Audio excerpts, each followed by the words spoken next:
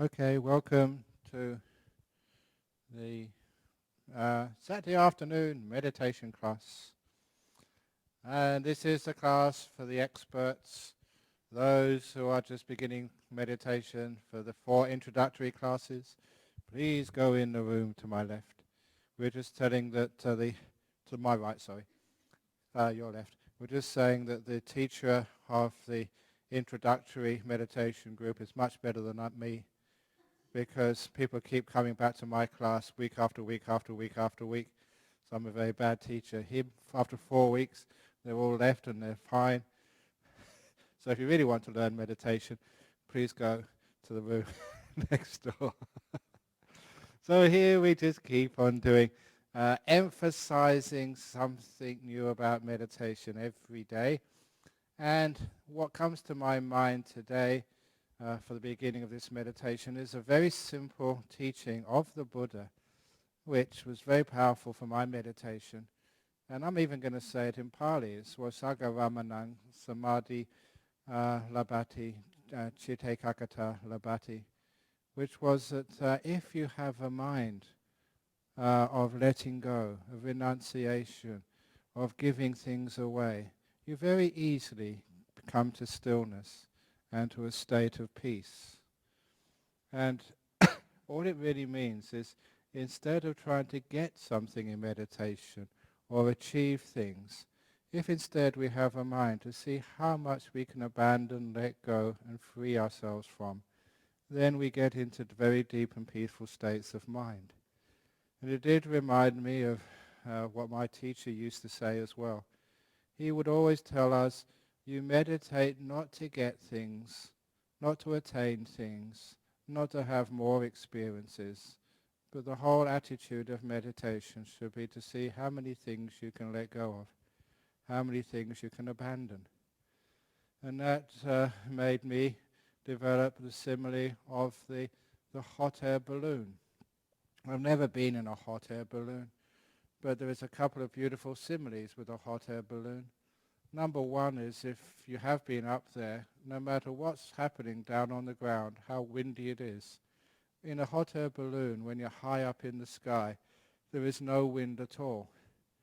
It's always perfectly still. The reason is, no matter which way the wind is blowing, the balloon is so big, it has to go always with the wind. It has to go with the flow, because there's no other possibility. So even though it may be very windy down on the ground, up in the sky it's very peaceful and still, because you are just going with the wind and not trying to resist anything. That's a very beautiful simile. But the nicest simile I had was actually how to rise higher and higher in your hot air balloon. Because, they have these bags of sand and stuff which they call ballast. And if you really want to go higher, you have to throw out more and more things from the basket. And you go really high, and then there's nothing else to throw out. No more ballast left. So then you throw out your sandwiches and maybe your thermos of coffee.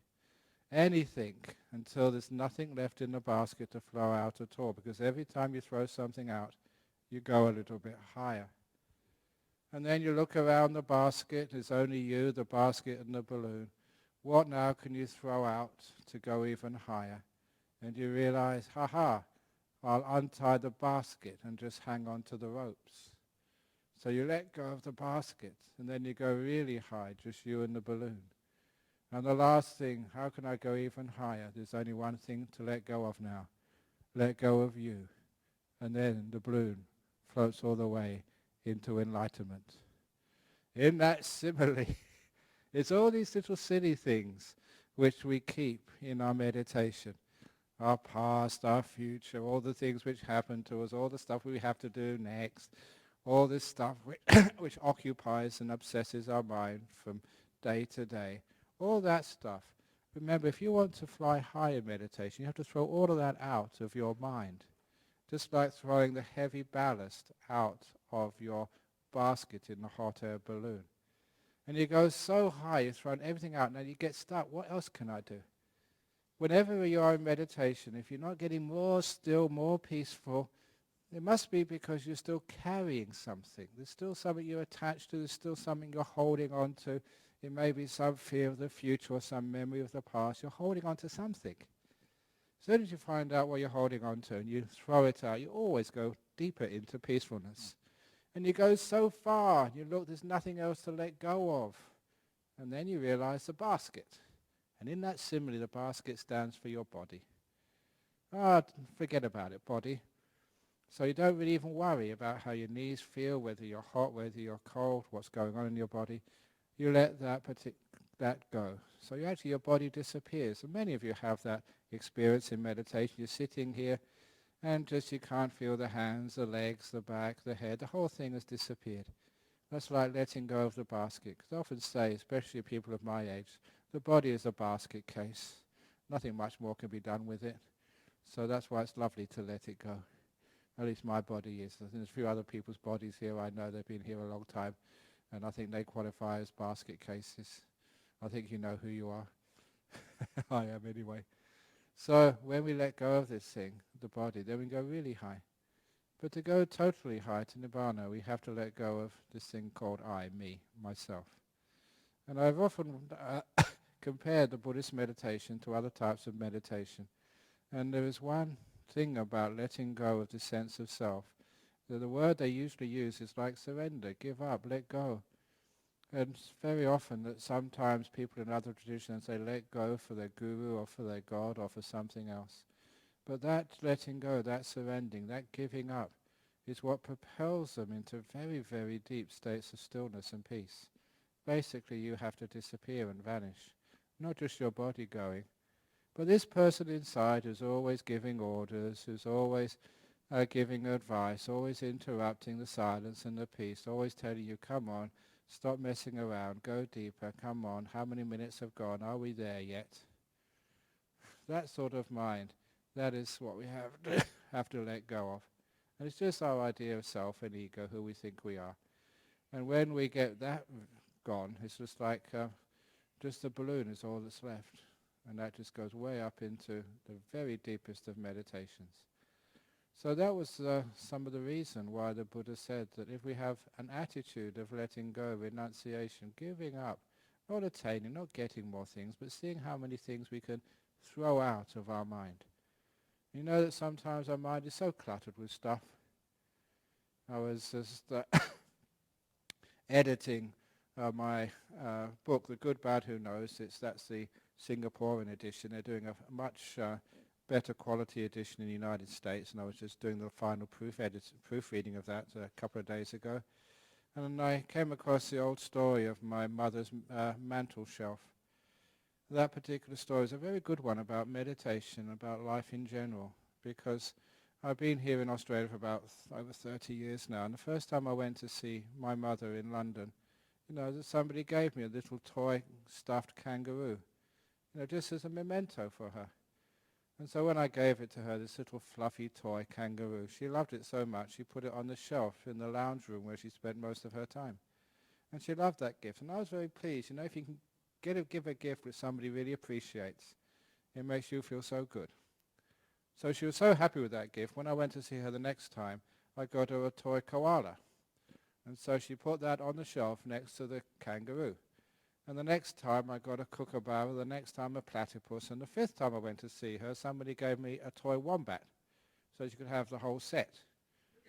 But the trouble was, the shelf was only so big. And when she tried to put the wombat on that shelf, all the other little animals fell off. And then she spent a couple of hours trying to balance all these little furry animals, toy animals, on the shelf without any success. And when I said to my mother the obvious thing, look, you've had those other animals for so many years, why don't you throw one of them away? Or give them to some charity?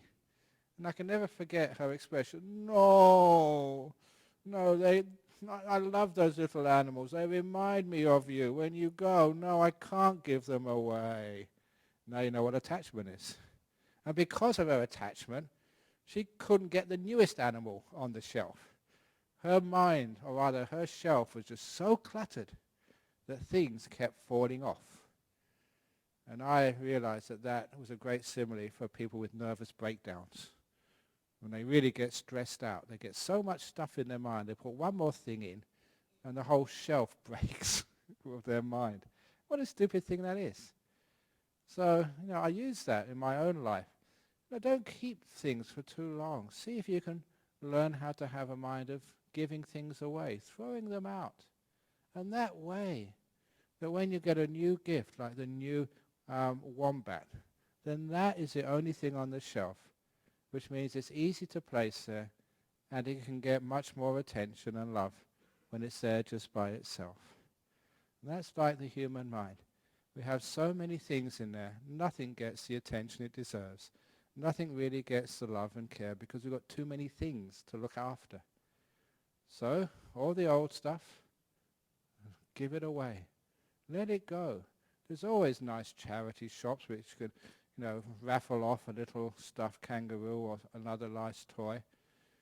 And you can keep the new one, and that's the only thing you see, which means it's peaceful, easy, gets all the attention, gives you much more happiness and joy, and you are far more peaceful. So that was another simile of learning how, just to have one thing at a time in your mind, one thing on your shelf. Let go of things and don't keep accumulating. And that means that we can get very easy into stillness and peace. The more we can let go of, the more peace we have in our life. Which is why that, we had this Tibetan monk many years ago coined the word spiritual materialism. And spiritual materialism, just like ordinary materialism, is where we try and accumulate experiences and attainments. Where we come along and see a new person, say, how long have you been coming here? Oh, 1 year. Oh, that's nothing. I've been here for 2 years. 2 years, I've been here for 5 years. That's nothing. You see how much ego that is? Just because I've been going through this book, one of the stories in that book was of this young man who went to a reception, like a party. And when the host greeted him, he said, what do you do? And this guy said, oh, I'm a surgeon. I'm a doctor. And the host said, I'm a doctor too. And I'm in general practice. And the visitor said, oh, you're only in general practice. I am a brain surgeon.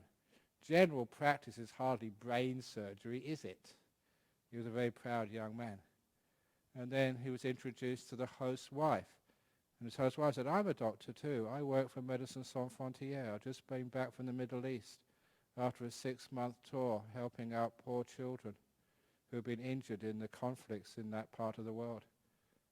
And the brain surgeon said, well, that's very nice. Somebody has to do that work, but it's hardly brain surgery, is it? And then they introduced him to this couple's son. And the couple's son, I am a doctor too, but a doctor of physics. I work for NASA building rockets. Brain surgery, it's hardly rocket science, is it? It's amazing just how proud people are. And sometimes that's materialism, sometimes comes into this place as well, spiritual materialism. What meditation have you got into so far? Oh, that's nothing. My meditation is better than your meditation. That type of mind never gets you peaceful at all.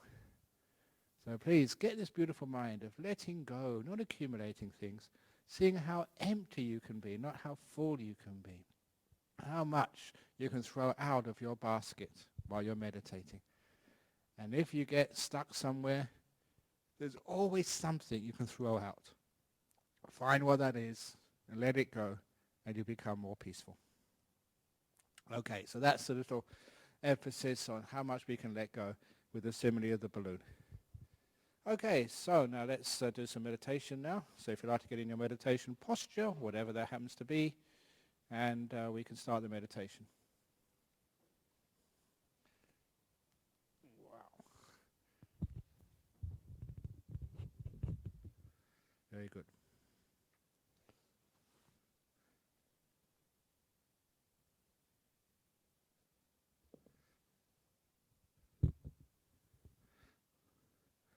Okay.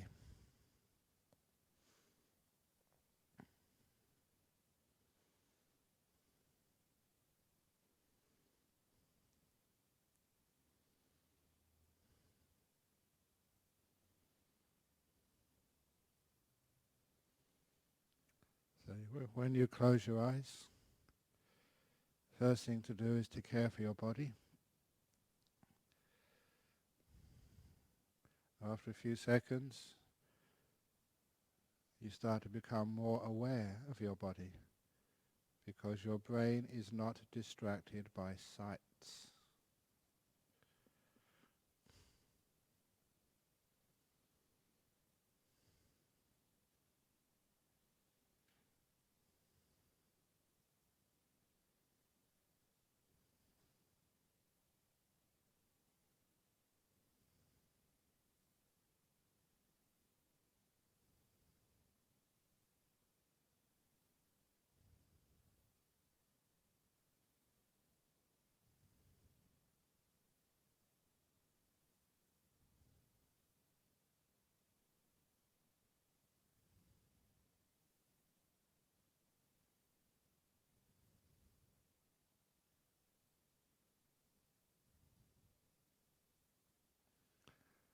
And we relax our body, take away any tensions or tightnesses. And the awareness of the body is what will give you feedback. You don't just be mindful of the feeling, be also mindful of how the feeling changes and what is necessary to bring the body more relaxation. That whole feeling of letting the body be, not resisting like the simile of the balloon when it goes with the wind totally. Inside the basket it's so peaceful. You can't feel any wind because you're flowing 100% with it.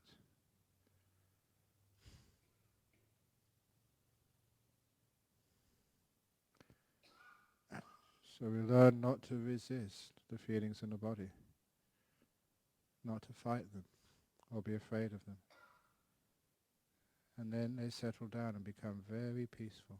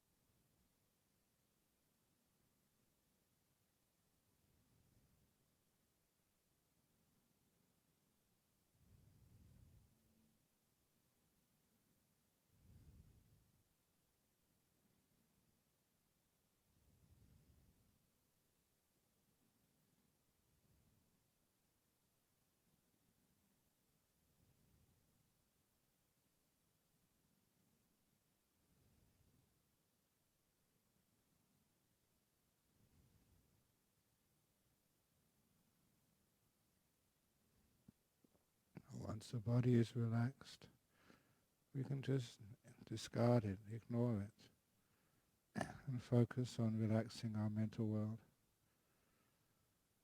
In your basket is the very heavy bags of the past and of the future too. Please throw them out.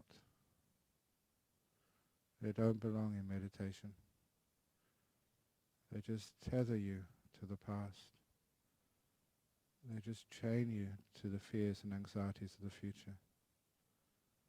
You can never fly free at peace. Let them go and be free of the past and future.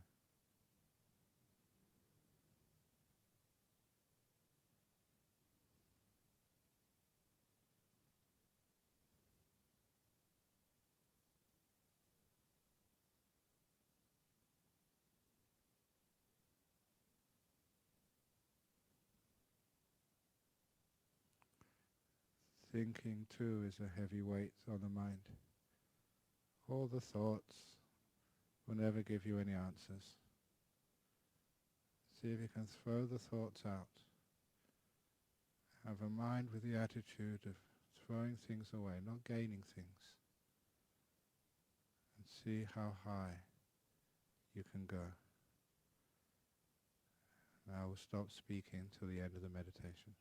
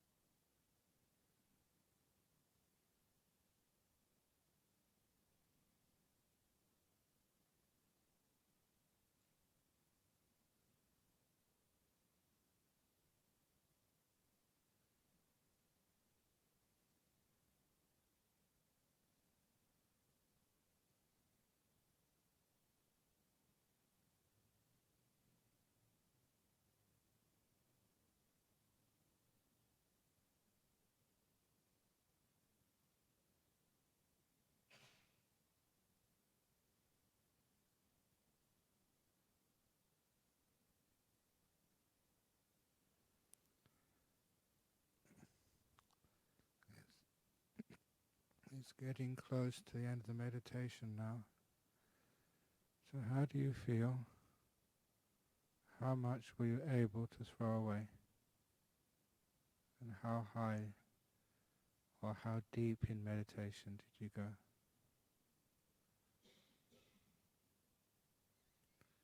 Or what does it feel like to be free? Free of so many burdens, with so much weight.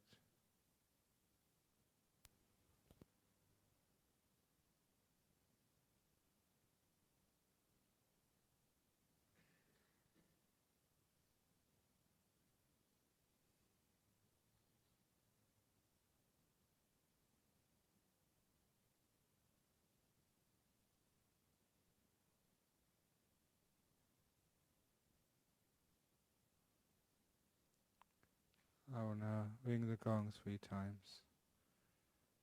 Please let the sound of the gong take you out from the meditation. So the third ringing is the time when you open your eyes.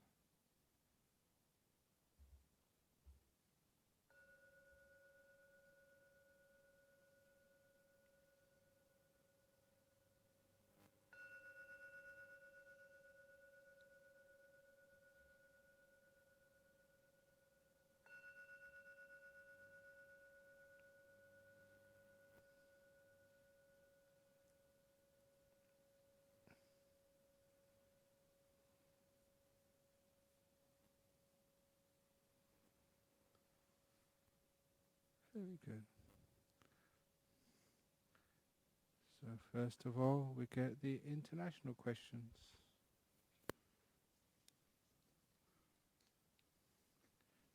Very good.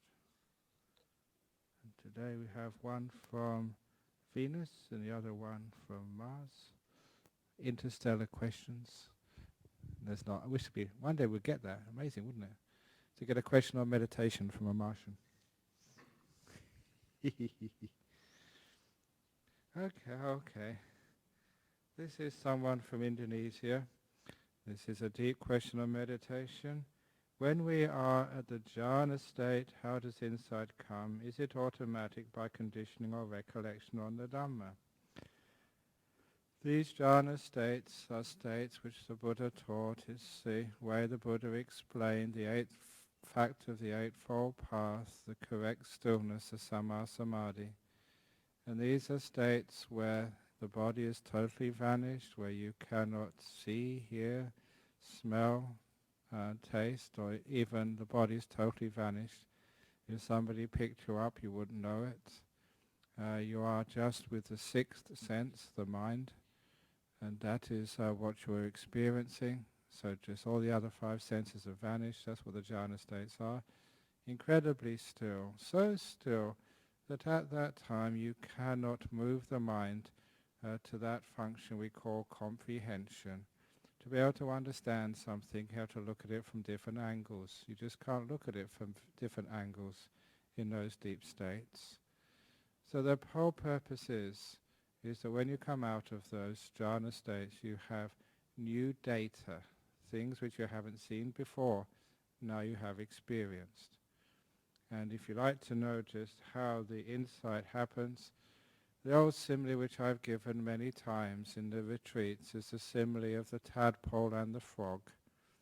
Once there was a little tadpole, and she grew up in the lake. She was a very smart little tadpole. She went to school, she graduated and went to Tadpole University where she studied chemistry. And she learnt all about the chemical composition of water. There was even a little Abhidhamma school in the lake where she learned the Abhidhamma of water, which is one of the 4 elements. And even though little tadpole was so highly educated, how do you think a tadpole could ever understand what water is? A tadpole can't understand the nature of water no more than a fish can, because for all her life she'd been born in the water, lived in the water, spent all her time in the water. So even though intellectually she could know it's H2O, that didn't really give her much of an understanding of what water was. But the difference between a tadpole and a fish is that one day a tadpole can grow into a frog. And when that happened and the little tadpole grew arms and legs and didn't really know what she was doing, she jumped out of the lake for the first time. And when she jumped out of the lake for the first time, that was really weird. Something which was always there was now missing. That is the meaning of anicca, what sometimes we call impermanence. But this doesn't really mean impermanence. It's something which is there has now vanished. So for her case, the water has now vanished. A totally different experience than anything she's ever had before. And of course, when you have that sort of experience, do you really have to think about it? Do you have to really put effort to sort of recollect it? These are such impressive, amazing experiences. You may say it is almost automatic. You can't stop by thinking, what the heck is going on? This is so weird, it's so strange, I've never experienced anything like that. And what the tadpole does, or now the frog, she starts to think, my goodness, something is missing. What's missing? And then the insight comes that what's missing is this stuff which has always been around her forever and ever called water. That has gone. Now, tadpole, now Mrs. Frog, or Miss Frog, whatever, now grown into a frog, jumped up on the lake. Now she can understand what water is. And that's how insight happens in the jhanas. Things which were always there, which you assumed you knew, have now vanished. And it's such a striking experience. I can't see, even the Buddha said you don't have to put any effort into it. It happens automatically, that you will see things as they truly are when they've disappeared. So what does that mean? Who do you think you are? Ha ha ha. You disappear, most of you, when you get into jhana. And this thing which you've been born with, lived all your life with, your sense of ego, do you think I can understand what it is? Even if you go to psychology classes and learn all about the ego, even if you go to become a neuroscientist and learn all about the brain and the different connections and what turns on when something happens, still you won't really understand this thing called the concept of I until it vanishes. And then you can get some insight. When you're all around, you're born into this, always had it around you, how on earth do you think you can understand it? No more than a fish can understand water. So you can't understand who you are until you vanish. Da, da, da. So that's how insight happens in the jhanas. It's got to vanish first of all, otherwise you can think you can understand, but no, you can't. That is why the Buddha said very carefully, very clearly, if you want to get fully enlightened, you have to get a jhana. There's no other way. If you want to know where that is, Majjhima Nikaya 64, Mahamalunkyaputta Sutta. Have a look at it. It's very clear. So the second question, Caroline from Belgium, is pondering on certain themes be avoided during meditation. I do get very interesting and helpful insights because of that, but maybe there's a difference between understanding and insight. The pondering can sometimes go on for days. Yeah, it can indeed. There was one of the teachings of the Buddha was talking about all the different hindrances to the deep meditations causing enlightenment. And the last little hindrance which stops you, fulfilling the meditation and gaining the insights was something he called Dhamma Vitakka, thinking about the Dhamma, thinking about the teachings, this pondering. It's almost as if, you're really, really close to getting some really big insights, and instead of shutting up and being quiet and letting these things happen themselves, you just start thinking, because you know what it's like for those of you who've got some decent meditation. Once the mind is very clear and peaceful, at last you can think clearly. You can take a train of thought, and instead of like the ordinary way people think, they get derailed every second when something else comes up and you go on another avenue of thought and then another. People never think in a straight line, which means they can't really use thought very effectively. But when you get into some of these meditation states, you can think really clearly and go very deep into thinking. You don't get anywhere, but it's much better than ordinary thinking. And that can be a great deceptive sidetrack for people. So instead of just contemplating the Dhamma before you've got really, really still, wait till you get still and then contemplate it.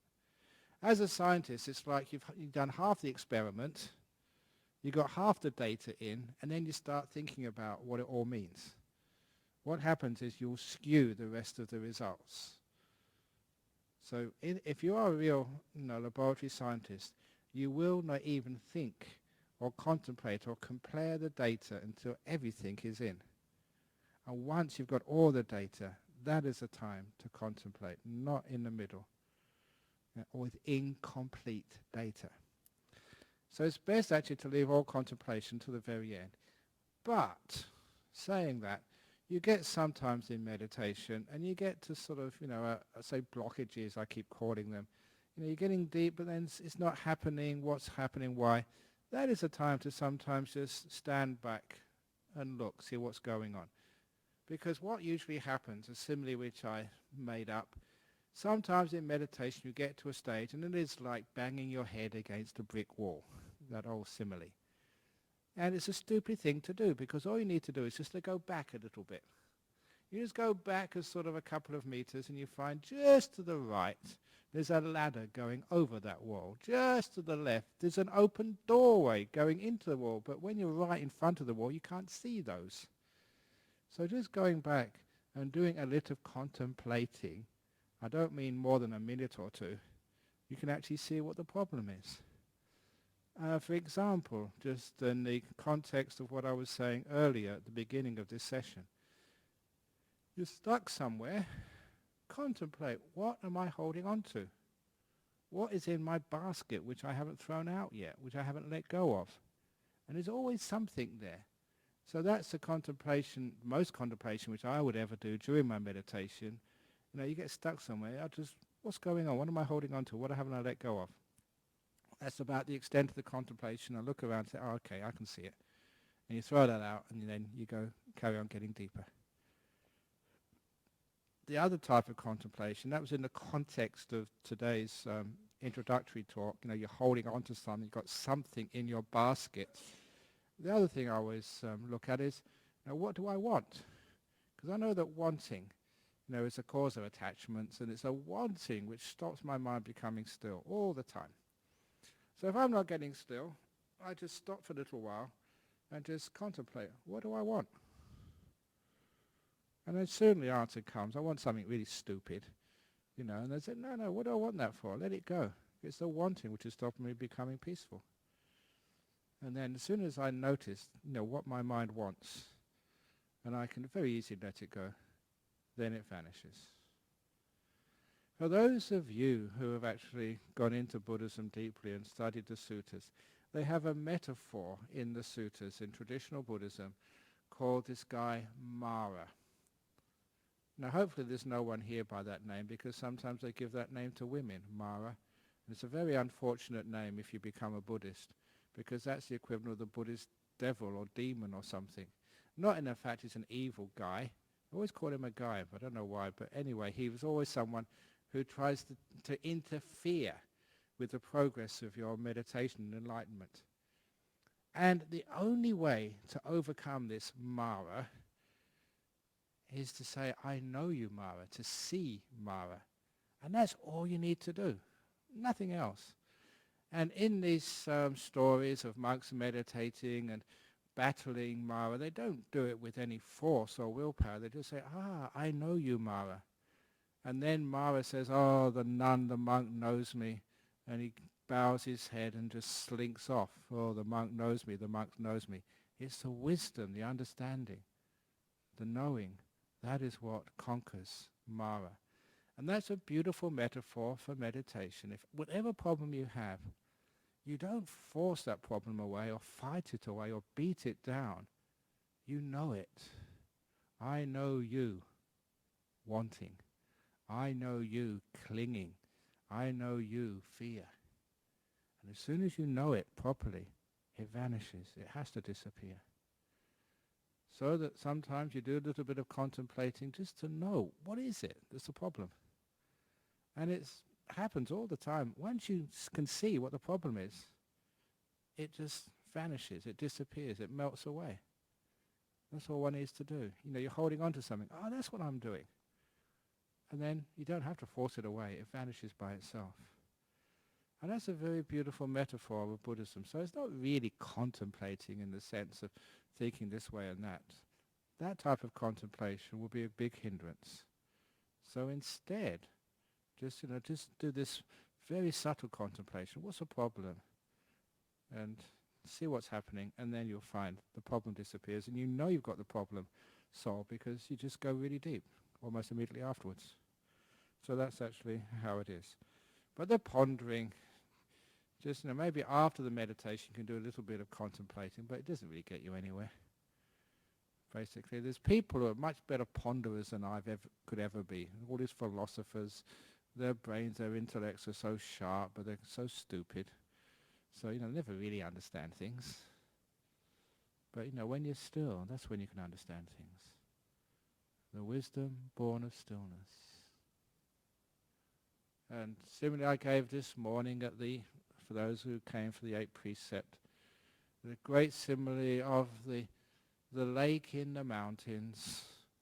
If a lake in the mountains has got even a slightest disturbance, a little wave, a ripple or whatever, it will never perfectly reflect the moon and stars in the heavens above. The image will be distorted. The mind which has got even a small thought in it, a small agitation, will never reflect the Dhamma, the truth. You'll never be able to see insight. Whatever insight you think you're seeing will be distorted. But when the lake is perfectly still, it's called like a glass mirror. That's how still it is. Not even a ripple on the surface. Then you get a perfect, accurate, 100% truthful representation of the moon and the stars in the heavens above. That is where you get the insight, which is not distorted. Not through pondering, but through stillness. Yeah. So thank you for those 2 questions. Any questions from the audience here? Have I bamboozled you? Discombobulated you? Obfuscated you? Those are 3 of my favourite words. Bamboozled is just a lovely word, just the way it sort of sounds is good. But it's not as good as my number 1 favourite is discombobulate. It means, you're not quite sort of stable and just a bit disturbed. And obfuscate means when you can't see what's going on. Okay, any questions from you guys? Going, gone. Okay. Now you'll have some questions afterwards, as always, but now we'll do the bowing and get the formal part over, and then you can ask your questions. Very good. Oh, and for those who want to know, there is a sutta class tomorrow at 3 o'clock, and tomorrow's sutta class is Kamaka Sutta. How Kamaka became fully enlightened, the difference between a non-returner and a fully enlightened being, and the nature of self, all will be revealed tomorrow. And I mentioned on a Friday night that when the Buddha gave that, or when the whole thing happened, not just Kamaka became enlightened, but many other monks became enlightened as well. So it's such a powerful teaching. There's a good chance if you come tomorrow afternoon between 3 and 4:15, it happened before, it may happen again. You too may become another enlightened being. It's in the Samyutta Nikaya, in the Kanda Samyutta. Was that Kanda? No, that's the Connected Discourses. The big book. But I'll print out some copies for you.